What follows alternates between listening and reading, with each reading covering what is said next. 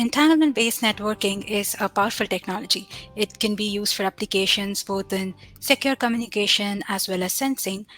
Particularly for our talk today, which is focused towards secure communication, we can imagine that all the messages that we're sending today could be intercepted and stored and could be decrypted in the future. And this is no longer science fiction because using classical networking for sharing encrypted information or the keys related to encrypted information could be decrypted in future. And many of the encryption methods today, like RSA or ECC, will be vulnerable with the rise of quantum computing.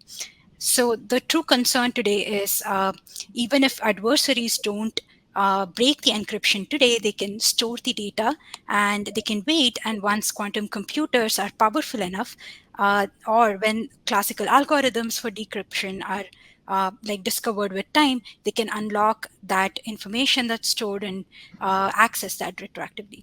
So the problem that we're facing is how do we securely distribute cryptographic keys, given that no mathematical algorithm can really guarantee long-term security or secrecy. So here is where entanglement-based networking solves the problem with protocols such as BPM92 and ECRT 91.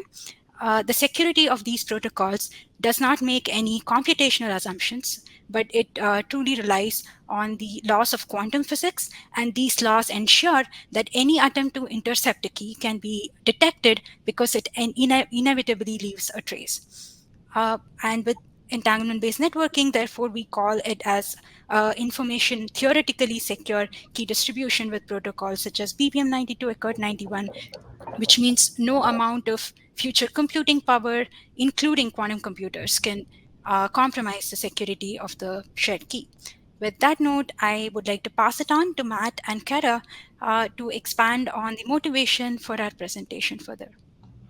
Yeah, thanks, Suparna.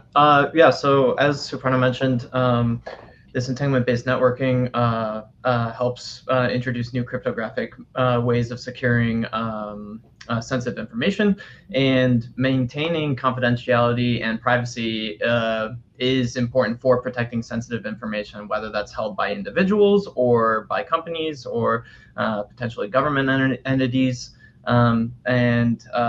Exposure of that sensitive information can lead to drastic results. So it's important to keep up with the evolution of classical and now quantum computing technology to make sure that we're still protected under these circumstances. Karen, maybe you have an idea of who is impacted by these types of vulnerabilities. Yeah, thanks, Matt. Because the modern world relies so heavily on the internet for everyday activities and basic necessities, virtually everyone is impacted. If you send anything via the internet, assuming that only your intended recipient is going to see it, you are impacted. And even if you don't think that you send or receive anything private, your financial information, medical records, and passwords all rely on encryption to keep them safe. And on a broader scale, not so individually focused, our communities, our economy, and all of our essential services and national security would all be endangered without secure communications.